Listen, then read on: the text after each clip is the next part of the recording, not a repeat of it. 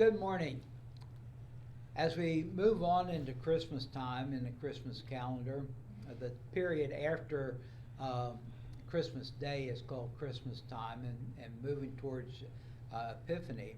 Today's scripture comes from the second chapter of Matthew as we continue on in this impossible series, and the theme for today is God found in impossible places.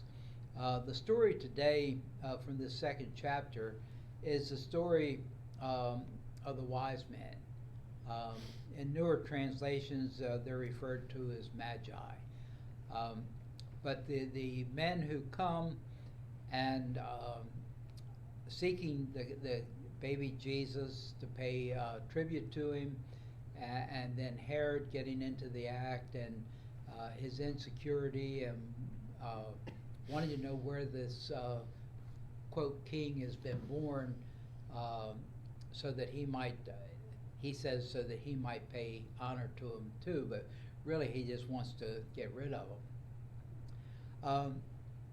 I guess Herod is good a place as any to start here as the characters of this passage here. Herod was a very insecure king. Um, he had anybody who was in the line of succession to succeed him as king, if he perceived that they were a threat to him, he just had them killed, just assassinated him. Now, who were these people that would have been in line to succeed him? Sons. The Roman emperor had remarked that it would be better to be a pig than to be one of Herod's sons, because a pig had more safety from being assassinated. The Magi were noble, well, they were scholars, astrologers who came from the area of Persia. They were advisors to the kings in that area, and there was a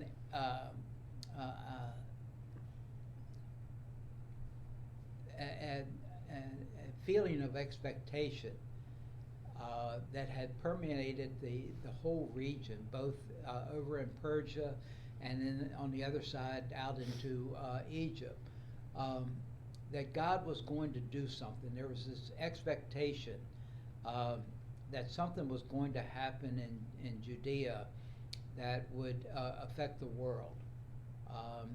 And so the wise men had discerned, had latched onto this star that was burning brighter in the sky. And the scripture and tradition says that the star led them to Bethlehem. Well, they already knew they were going to Bethlehem. Before when they got the star and started out, they knew that Bethlehem was where they were going, because that was the tradition, that this king that was going to be raised up in Judea would come in Bethlehem. That's what the Old Testament scriptures had forecast. In the line of David, Bethlehem was David's hometown. So they knew where they were going but before they set out. And were headed there, and they were bringing gifts. And the gifts, as I look at it, the quality and the expense of the gifts that they brought would have been beyond the means of an ordinary person. And so it seems to me that the gifts that they were bringing were from their kings, from their king in Persia, that was being sent to honor this newborn king that was being raised up. The gifts that they brought were gold. Gold is in honor of a king. The frankincense would be in significance of the priesthood. The incense is burned in worship, the frankincense there, and the myrrh is an ointment that is used to preserve the bodies in preparing them for burial and death. And so you have these three gifts significant in that Jesus is proclaimed King of the Jews. He is the high priest, as Hebrews tells us, and that he died that we might have life. And so these gifts signify the life of Jesus when you think about it. As I say, the wise men were journeying, and they come through Jerusalem, and Herod calls them out and wants to know what's going on. And they tell him that they're going to visit the birth of the king. And then Herod inquires of his own advisors, and they tell him what the wise men had discerned from their own traditions, that this expectation that a king was going to be born and be in Judea, and specifically in Bethlehem, David's hometown, and in the line of David. So the king asked the wise men to, after they find where this baby is, come back and tell him, so that he might go and also honor this new king. But that's not what he has in mind. He wants to get rid of him. He's so insecure in his role as leader that he wants to make sure that there's no challenge to his reign. So he wants to kill him off. The wise men are warned through a vision from God not to go back and tell Herod, and so they go home another way, and Herod realizes later that they have been, that he's not been informed. So he takes matters into his own hands. He forms a decree. Okay, we know the child was born between this date and this date. So the simple solution is you go to Bethlehem and you kill all the male babies that were born in that period of time. I think that I know that I've formed an image in my own mind, that hundreds of babies killed. Well, the fact of the matter is, Bethlehem was just a small village. So the maximum number of babies that could have been involved here would have been 20 or 30. Still atrocious, but it's not the hundreds that sometimes we think about or hear proclaimed. The incident is not recorded historically. The historians of this period make no mention of children, babies being killed at Herod's direction. The only evidence we have is here in the scriptures. However, there's been some archaeological evidence of a number of children that were killed about this time. In other words, they found the burial site with a number of children that were buried together that fit this description.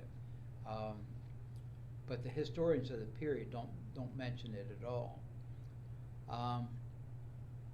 And then the passage concludes that, or goes on, that Joseph and Mary are warned that Herod's going to do this and that they should get out of town.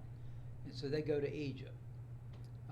Egypt had been an area of refuge for the Jewish people in times of peril, either famine or political persecution or whatever, for quite a long time. And the fact was that in every major Egyptian city, there was a colony of Jewish people that lived in those cities. And so for Mary and Joseph to go to Egypt, there would have been people that they could go and stay with. That they were not going into a totally foreign land. There would have been Jewish kinfolk that they could relate to. And then after Herod's death, they're told that it's safe to come back, and they come back to Nazareth. And here again, the way that this has been portrayed and conveyed to us through Bible stories down through the ages is that Nazareth was just this little country town out in the middle of nowhere, off the beaten path, so to speak. And that's nowhere near the truth. Nazareth, while it was not a major metropolitan city, it was not off the beaten path. It was sort of like we are here in Bedford, between Roanoke and Lynchburg. We're a small town, but we're not off the beaten path, because the only way you can get from one town to the other is to go through Bedford. Or around it. Or around it. That's right. If you go bypass. Well, that's the way Nazareth was. Yeah. The caravan route that Joseph was taken into slavery, sold off into slavery in Egypt, goes right next to Nazareth. From the village in Nazareth, William Barclay says that you could walk a short walk up on top of the ridge that's next to the town, and in one direction you can see the Mediterranean Sea, and another direction you see this major thoroughfare where the caravans come through, that all manner of people would have come through during Jesus' lifetime. So while it was a small area, it was nowhere near off the beaten path, and Jesus would have been exposed to just about everything that was going on in the world by living there. And then that concludes chapter 2, and then chapter 3 in Matthew's gospel picks up with Jesus going and being baptized by John the Baptist. Some 30 years have passed in between there that are unaccounted for.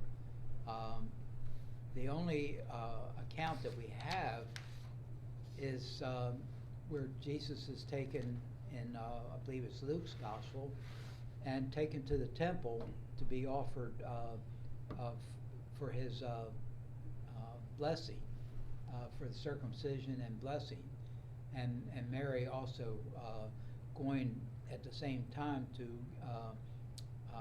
make her offering for cleansing after childbirth. Under Jewish custom, and you see the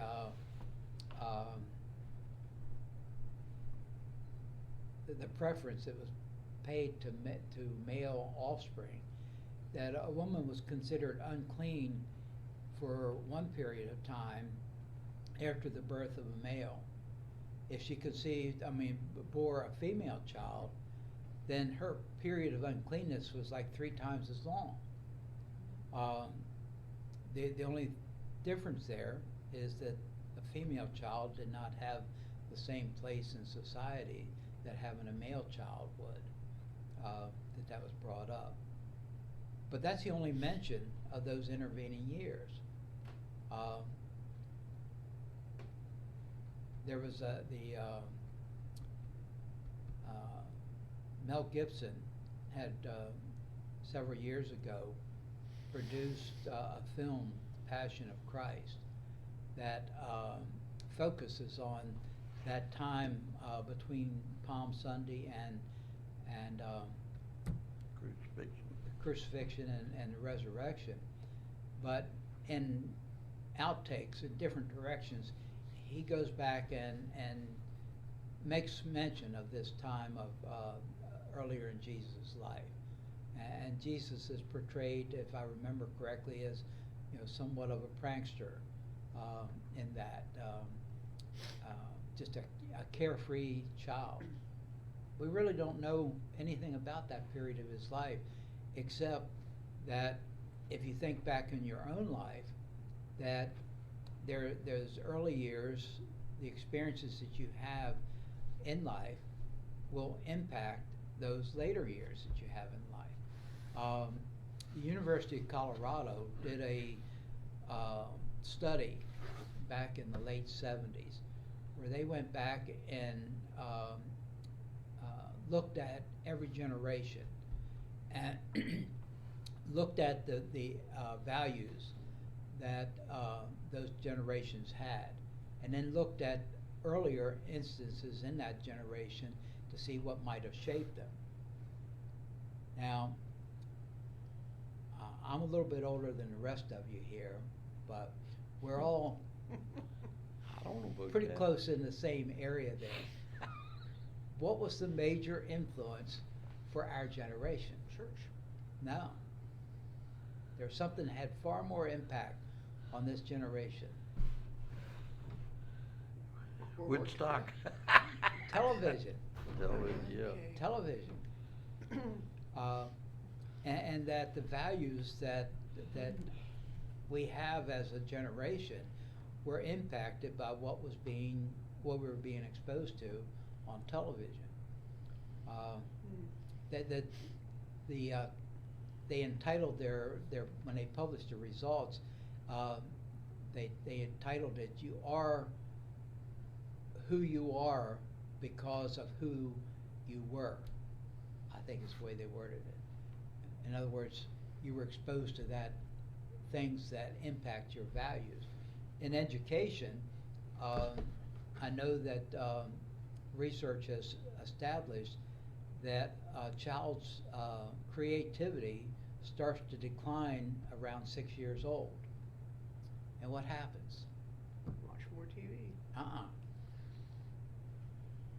Enter school. School. All of a sudden you have structure. Yeah. You have rules. So your creativity doesn't have the free reign that it did earlier in life. So all of this is to say that there were influences in Jesus living his life, taking care of his mother. It's reported, or tradition holds that Joseph died at an early age. He was much older than Mary to start with, so whether it was an early age or not, he would have not been expected to live as long as Mary, and that it was the oldest son's responsibility to take care of the mother, and that the beginning of Jesus' ministry coincided when there was somebody else to take care of Mary, that he had done his duty and there was somebody else in the family that could take his role, and that was the reason for the starting point there. Again, we don't know. Scripture didn't deem that important for us to know that. But inquiring minds want to know these details. But it is a difficult situation that existed for Mary and Joseph. And yet, in hindsight, we see that God was there and fully involved, engaged in everything that was going on there, which we ought to take some comfort from, that no matter what kind of adversities that we find ourselves in and our world is in, that God's there in our midst.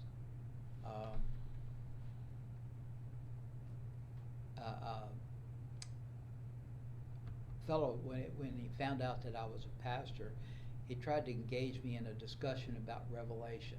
Wanted to know what I thought about Revelation. This was at the period of time when the Tim LaHaye books about the Left Behind. Left Behind series were in the forefront. I said, well, I have a very simple view of it. And he says, what's that? And I said, God wins. And he didn't have anything else to say after that, because he was prepared to argue, and I didn't give him any basis to argue it on. Yeah. Well, we hope that you'll be here with us as we worship this Sunday. We talked about beginning a new year a while back there as we entered into the season of Advent in the Christian year, and tomorrow we enter into a new year physically as we begin 2024 and see what have for us there. May God's blessings be upon you.